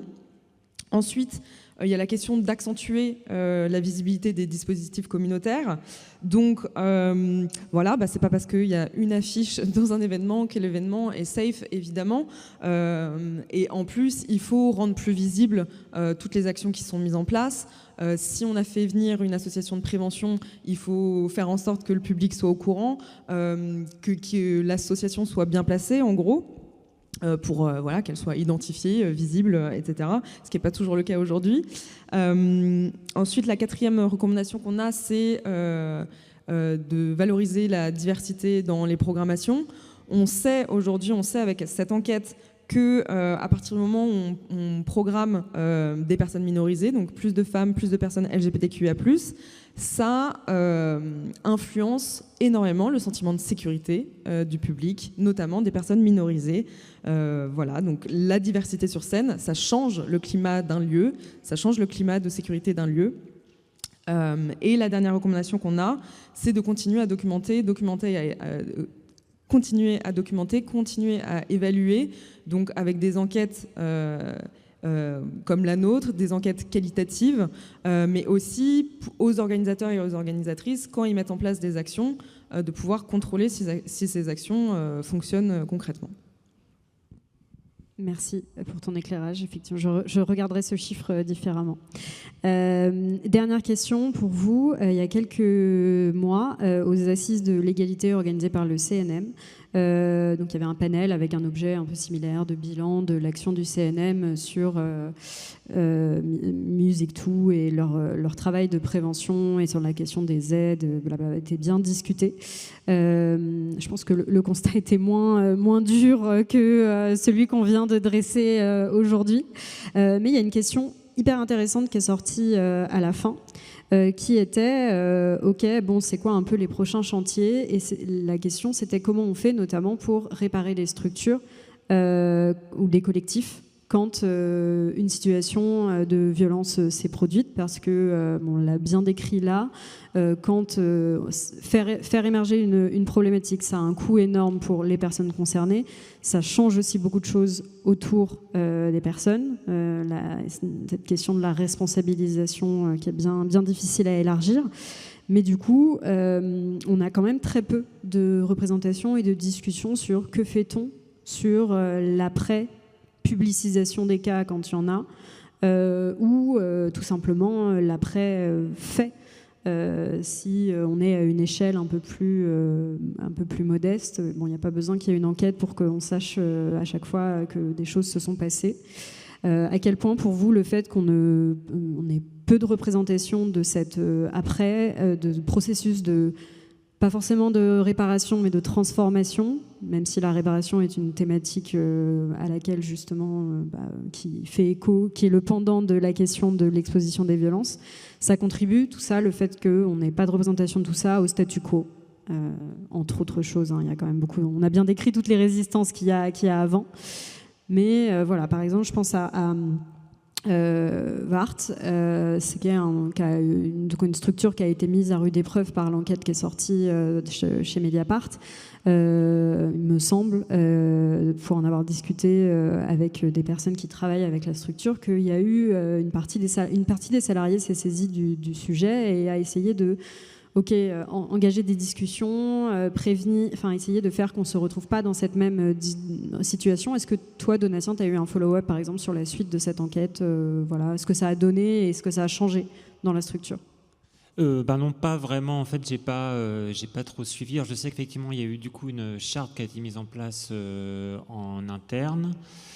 Je sais aussi que suite à l'enquête, voilà, des artistes aussi se sont séparés de la structure, et que donc la personne mise en cause, Jean Lecor, mise en cause dans l'enquête, s'est vu aussi, je crois, un peu retirer quelques responsabilités dans l'entreprise. Mais après, voilà, j'ai pas encore beaucoup d'échos internes par rapport à ça, malheureusement. Voilà. Pour moi, pour qu'il y ait un après, il faudrait qu'il y ait un présent. Et moi, je vois aucune conséquence, en fait, sur les structures, sur les agences, sur les labels qui camouflent. Alors, quand il y a un cas qui sort un petit peu, la personne, elle part à Berlin, elle part à Marseille et elle se refait une santé. Donc, franchement, ça va être dur à dire, mais je m'en fous de savoir comment elles vont se remettre des trucs comme ça, parce qu'il ne se passe rien de toute façon. Donc, Alors, je ne posais pas la question nécessairement pour les auteuristes des violences, mais plutôt pour quand ça arrive dans des structures ou dans des groupes, notamment parce que quand le cas que tu citais, Diane, d'une structure qui a explosé, parfois c'est ce qu'il faut qu'il se passe parce qu'il n'y a rien à récupérer, mais à d'autres endroits, en fait, encore une fois, ça relance un cycle de précarité. Et tout le monde se traîne un bagage de culpabilité, soit de ne pas avoir... de culpabilité, parfois non, mais voilà, il y a des choses qui restent non résolues. Et c'est des choses dont on parle très peu, parce qu'effectivement, la priorité, c'est de réussir à obtenir justice et faire qu'il y ait moins de violences qui soient commises. Mais il n'empêche que ce qu'il y a autour, ça compte aussi énormément, puisque ça fait des artistes, ça fait des pros, ça fait des gens qui sont marqués, traumatisés dans certains cas, ou en tout cas très fortement marqués par ces situations. Donc voilà, peut-être avez-vous quand même rencontré des situations de structure ou de collectif qui ont réussi à faire face à ça? Moi, j'ai une chose à dire. Au lieu de faire des chartes, est-ce qu'on ne peut pas faire appliquer la loi, tout simplement? Je rappelle que toute situation de discrimination, c'est puni par la loi de 20 000 € d'amende. Point barre. Juste si on fait... Parce que moi, les chartes, je trouve ça très mignon, mais les chartes, ça n'a aucune valeur légale. Pourquoi des entreprises, dans des situations, quand on fait une faute professionnelle, on est viré. On peut être viré. Quand on fait de la discrimination, on n'est pas viré. Voilà. Je pense que la base, elle est juste là et pas plus loin. En fait, c'est juste appliquer cette chose-là. Quand on sait les dégâts sur la santé des gens, la moyenne d'âge des personnes trans, par exemple, c'est 60 ans hein, de vie. Voilà. Donc en fait, concrètement, je pense que le truc à faire, c'est vraiment comment faire appliquer la loi. Tout simplement. Parce que moi, je veux dire, à ce moment-là, je vais être riche, là. Et ça, c'est vrai que c'est un truc que je me permets de rebondir, qu'on voit beaucoup dans toutes les enquêtes qu'on fait sur le milieu culturel en général, c'est à quel point ce milieu a du mal à intégrer le code du travail. Voilà. En fait, quand un artiste joue, quand il y a un festival, quand il y a une soirée, en fait, tous ces gens travaillent, quoi. Et si ces violences perdurent, justement, c'est parce que le code du travail n'est vraiment pas intégré. On est en permanence dans un espèce de truc un peu flou entre le privé, le perso, le machin. Et voilà, et si ces violences perdurent aussi, c'est à cause de ça. C'est vrai que c'est un truc très particulier au milieu culturel, au cinéma aussi beaucoup, hein, tout ce qui se passe sur les tournages, machin. Et que si ça perdure, c'est vraiment aussi à cause de ça, quoi, code du travail qui n'est pas appliqué. Je pense qu'il faut vraiment que les gens se syndiquent, hein, point barre. Et les syndicats, c'est fait pour ça, quoi, et défendre les gens, quoi. En fait, on peut pas partir tout seul à la bataille face à un employeur. C'est pas possible, en fait. Il y a des élus, ça sert à quelque chose pour faire appliquer le code du travail parce qu'il faut le connaître. Et si on le connaît pas, c'est des lois. C'est pas une moralité, un code du travail, c'est pas une charte. C'est une application pure et simple de qu'est-ce qui est autorisé, pas autorisé, point barre. Et je pense que si on arrivait à faire ça en place, parce que mettre des chartes, c'est contourner le problème, à mes yeux. Voilà. Domiti, est-ce que tu veux ajouter un truc? Est-ce qu'il y a des gens avec qui vous avez travaillé qui ont réussi à vraiment, je sais pas, transformer des choses après avoir adressé une situation de violence? As-tu une bonne histoire pour conclure? Je suis désolée, j'ai pas forcément de bon exemple à vous faire part aujourd'hui. Moi, je dirais que notre objectif, encore une fois, avec la prévention, c'est de penser en amont au maximum et que nous, finalement, même si on accompagne souvent les équipes quand il y a des incidents, c'est pas notre cœur de métier en fait pour le moment, donc c'est pas là où se porte notre expertise en soi. Est-ce que vous avez des questions? Est-ce que vous êtes encore parmi nous ou bien complètement hypnotisé par le flot d'informations, de paroles, par ces espèces de portraits très sombre quand même, reconnaissons-le, de la situation. À la fin, on gagne. Ouais. Voilà, on ne sait pas quand, mais à la fin, on gagne. Vas-y, rapproche-toi, je t'en prie, viens prendre le micro. Merci beaucoup pour toute cette intervention. Moi, j'avais une question. Je ne sais pas si vous avez suivi l'affaire entre le booking de Fantasme au Compass qui s'est déroulé il y a quelques semaines et les conséquences que ça a eu ensuite sur la réputation immédiate du club, qui a été que le booking n'a pas eu lieu parce que le nombre de commentaires et de réactions qui s'est déroulé sur la page Instagram de l'annonce du booking a fait reculer le club sur cette décision-là. De la même manière qu'il y a eu aussi l'affaire avec le Dour Festival aussi. Est-ce que ça peut être considéré comme un cas de victoire, un éclat de lumière qui peut laisser penser à c'est un résultat qui a été obtenu d'une certaine manière, avec une certaine méthode. Et qu'est-ce que ça peut présenter pour l'avenir quand il y a énormément de gens en fait qui font en sorte de faire entendre cette version de c'est pas OK avec ce cas-là, et quelles répercussions pour de futurs exemples? Je vais essayer de peser mes mots parce que j'ai pas envie de me prendre une lettre diffamation. Alors une victoire, je sais pas, parce que je sais pas si vous avez vu, mais après sa déprogrammation, il a organisé sa soirée, elle a été sold out en 3 minutes. Donc on est dans un terrain hostile. Pour moi, je l'ai dit tout à l'heure, ce genre de choses, ça montre que le public s'intéresse, donc ça c'est assez cool. En revanche, On bosse sur la question, c'est compliqué. Moi, je pense que c'est un grain de sable. Parce que, comme je vous ai dit, 2 jours après, il a sold out et il y a tout le monde qui le défend. Et voilà, il n'y aura pas de conséquences. Il est booké de partout. Je suis désolée, mais pour moi, c'est pas la bonne méthode. Mais ça montre que le public s'intéresse à ces questions, même s'ils n'ont pas toutes les informations, même si c'est pour certains, c'est que des rumeurs. Il y a une prise de conscience et voilà, c'est ce que j'ai dit, c'est la seule chose qui est bien dans ce milieu, c'est qu'il y a une vraie prise de conscience sur ça. Voilà, je peux pas en dire plus. Voilà. Une prise de conscience qu'on n'a pas forcément dans d'autres types de musique actuelle, si on prend les plus disons, populaires, donc le rap, le métal et l'électro, qui sont un peu les trois musiques actuelles les plus populaires. Dans le milieu du hip-hop ou du métal, on n'a pas du tout cette prise de conscience massive, quoi. Et ça, pour le coup, c'est positif. Après, la difficulté de ce cas de fantasme, effectivement, c'est que comme il y a aucune enquête de presse qui a été faite, en fait, les gens ne savent pas vraiment forcément ce qu'on lui reproche exactement, quoi. Donc c'est ça qui est compliqué, quoi. C'est que du coup, après, les gens s'emballent avec peut-être de raisons légitimes et c'est tout à fait OK. Mais du coup, sur des choses qui ne sont pas forcément factuelles et établies, et c'est ça qui est un petit peu délicat aussi à gérer, quoi.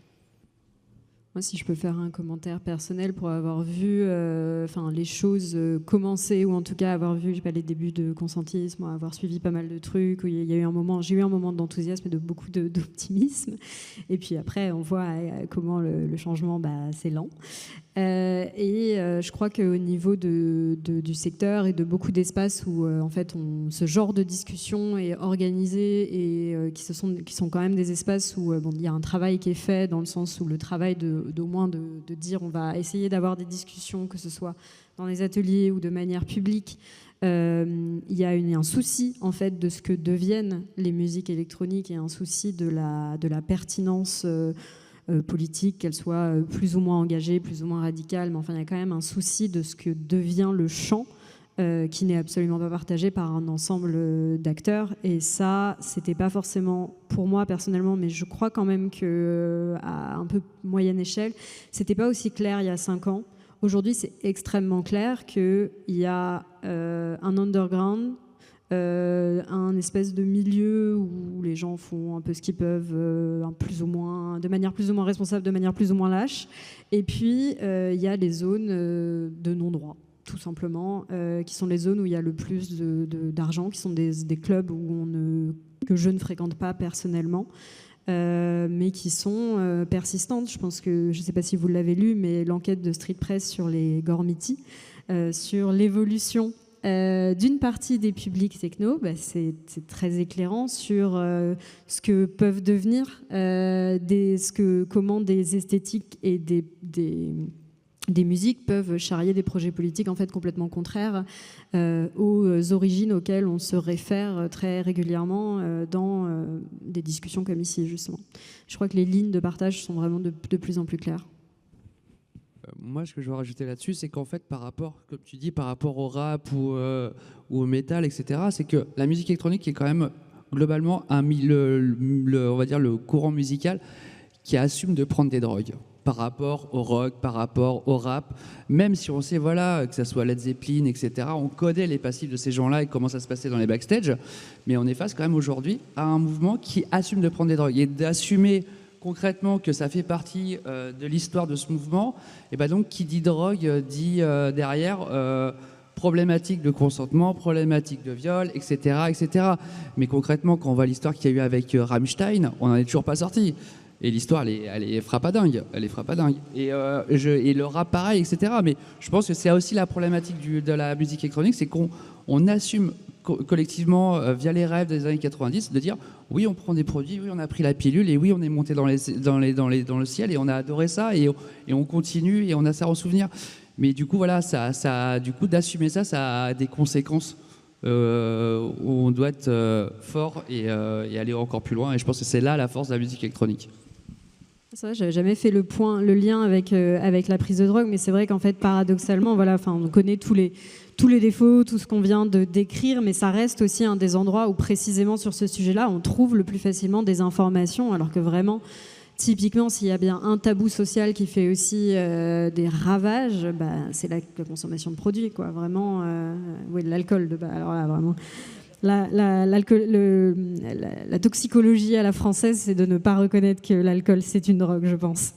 Mais c'est un autre sujet. Est-ce que c'est très lié. Vas-y, viens.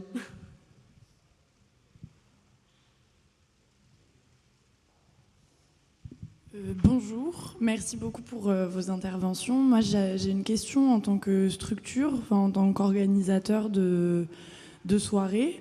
Comment se positionner quand un membre d'un collectif a commis une agression vis-à-vis de son public, donc comment se positionner vis-à-vis de son public, tout en respectant aussi la parole de la victime et notamment son anonymat et son intimité. Comment faire, notamment quand on est face à un cas de rumeur, où ça peut vite prendre des proportions très importantes, où une agression, du coup, je veux dire, c'est un terme qui est assez large, qui peut recouvrir toute forme d'acte ou de propos. Et donc, quand une rumeur prend des proportions assez hallucinantes, comment se positionner pour rétablir les faits ?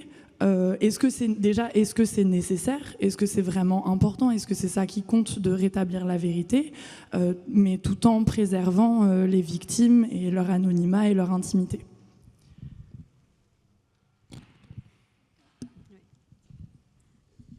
Alors ça, je pense qu'il y a plein de facteurs qui diffèrent la réponse à cette question.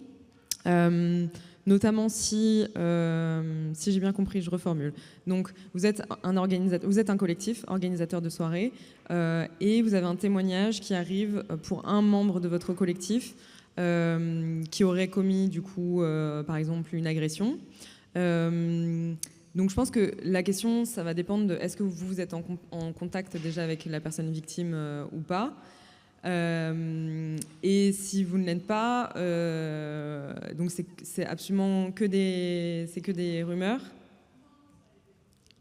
Ok, c'est avéré, mais vous n'avez pas le contact avec la personne victime. Ok, qu'est-ce que vous avez, qu'est-ce que vous avez fait ? J'imagine que vous avez. C'est une situation qui vous est arrivée en tant que collectif. Ouais. Ouais.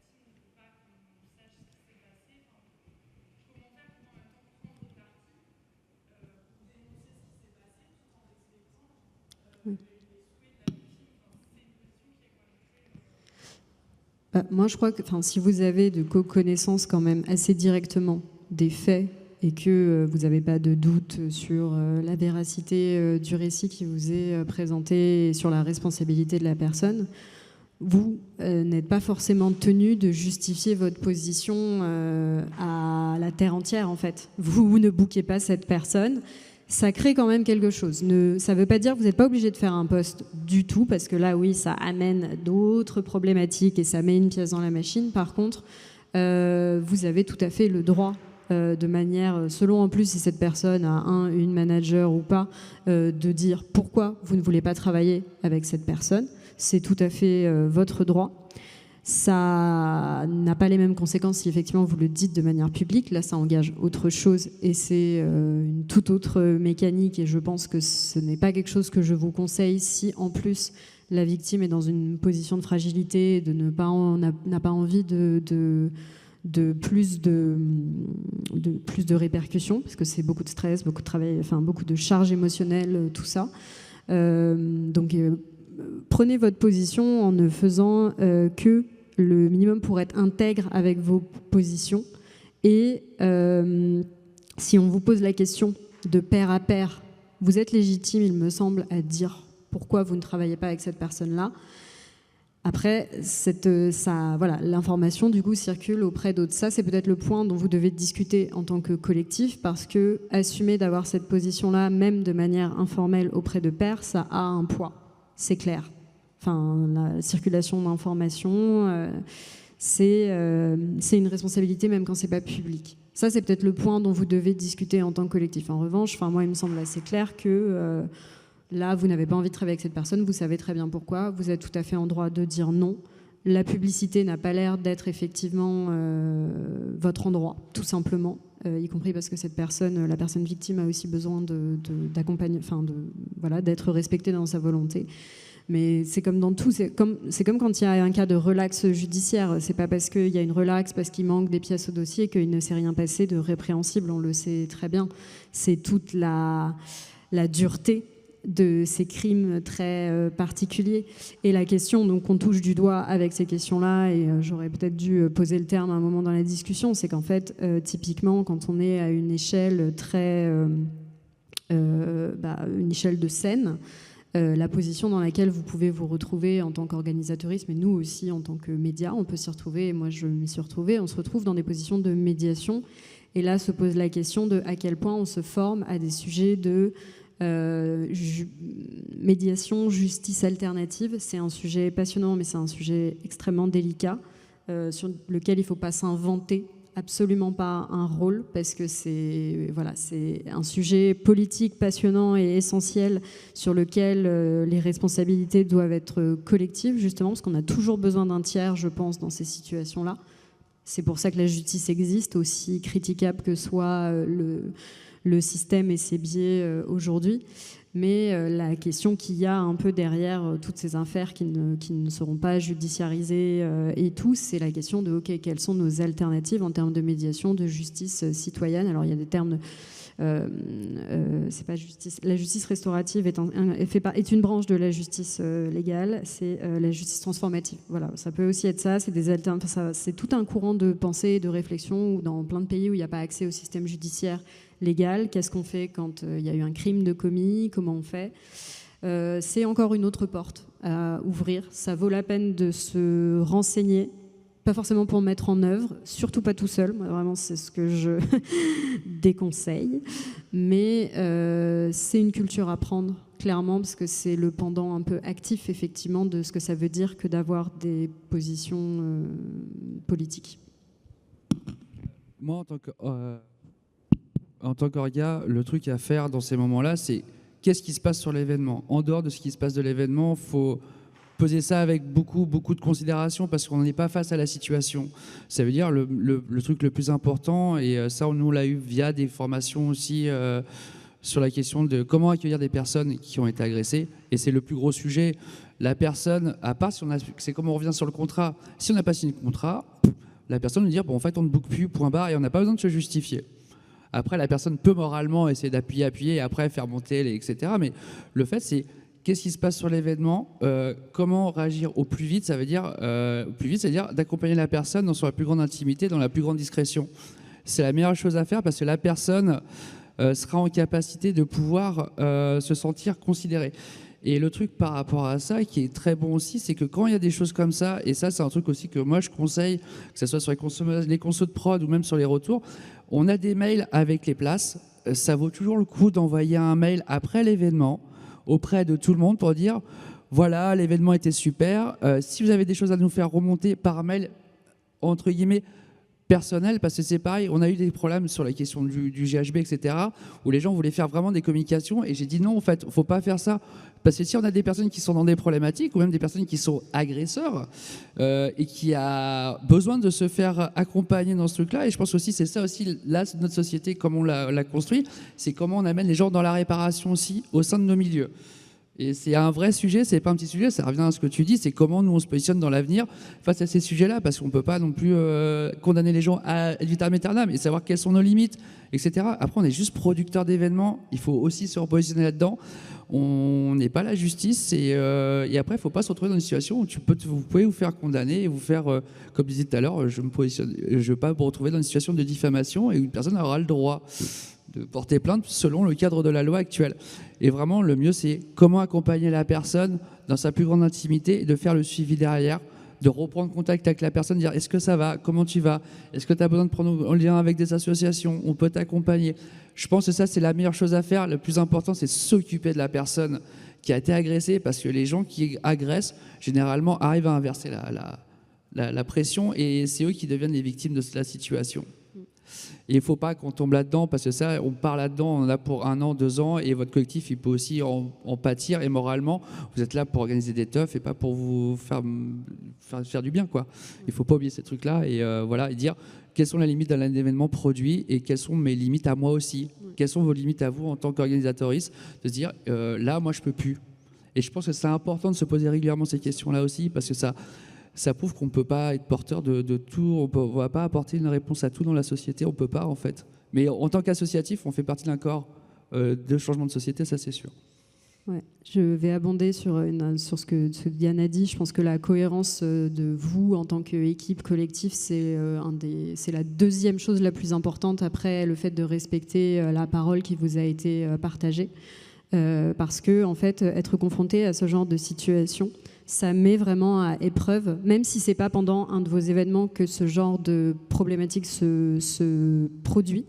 Devoir prendre position sur un sujet comme ça de VHSS ou tout simplement de violence, parce que ça pourrait être aussi une question de violence LGBT-phobe ou de violence raciste, comment on fait pour avoir une position où tout le monde dans le collectif est assuré, où on est unis sur la réponse qu'on arrive à porter et on peut continuer à travailler en étant en accord à la fois avec ses valeurs et avec effectivement ses moyens. Et parfois, il y a des choses sur lesquelles on peut prendre des risques, il y a des choses sur lesquelles il faut accepter qu'on pourra pas forcément tout résoudre tout de suite en tout cas. Qu'il y a des choses qui sont parfois plus de long terme que ce qu'on pense.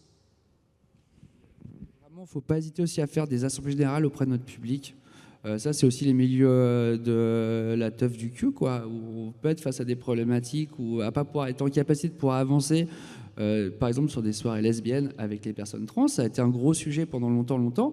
Et moi, j'avais invité justement ces collectifs-là à dire en fait, il n'y a pas que la teuf sous prod où on fait du cul, où on est sous la musique, etc. Il y a un moment, il faut comprendre, dire voilà, on va se réunir en dehors de la teuf, en dehors de la nuit, et on va prendre le temps de discuter et de marquer ses propres limites. Et je pense offrir ça au public et dire assemblée générale, venez, on va discuter ensemble. Je pense que ça peut être un bon truc. Eh bien aussi, c'est un truc qui se prépare, etc. Mais franchement, on va dire au public, venez, on fait de l'assemblée générale, on est une association, vous avez le droit, on a le droit de discuter. Nous, comment vous imaginez les choses, comment nous on peut améliorer, quelles sont nos limites, etc. Et je pense que on est sur des enjeux de citoyenneté et en fait, donner la capacité au public d'intervenir là-dessus, je pense que c'est un beau bordel pour l'avenir et ça peut être chouette, quoi. Sauf s'il y a une dernière question vraiment peut-être plus petite, je vous propose qu'on clôture. C'est bon ? Plus personne, c'est bon ? On a répondu à toutes vos questions pour aujourd'hui. Super. Merci beaucoup. Merci pour vos analyses, vos partages. Tu veux rajouter un truc de métier ? Ouais, oui. Vas-y. Je veux rajouter qu'aujourd'hui, on a beaucoup parlé de prévention. Aujourd'hui, il faut savoir que notre association Consentis, concrètement, est en danger financièrement. Il y a eu des énormes coupes budgétaires. On n'est pas la seule association du tout à être dans cette situation-là. Il y a beaucoup d'associations de réduction des risques aussi. Des coupes de 20 000, 30 000 euros de subventions à l'année, ça a des conséquences. Nous, on a plusieurs personnes salariées. Aujourd'hui, on est vraiment dans une situation qui est problématique. Donc, n'hésitez pas, si vous pouvez. Nous, on essaie vraiment de développer tout ce qui est dons mensuels, justement parce que ça nous permet d'avoir des petits revenus qui ne sont pas beaucoup pour vous, mais qui peuvent faire la différence pour nous, et aussi à continuer à faire pression en tant que public pour que les gérants d'établissements et que les organisateurs soient le plus formés et fassent des actions de prévention les plus efficaces possibles. Voilà. Merci, bonne fin de journée à toutes et à tous. Merci, on peut s'applaudir.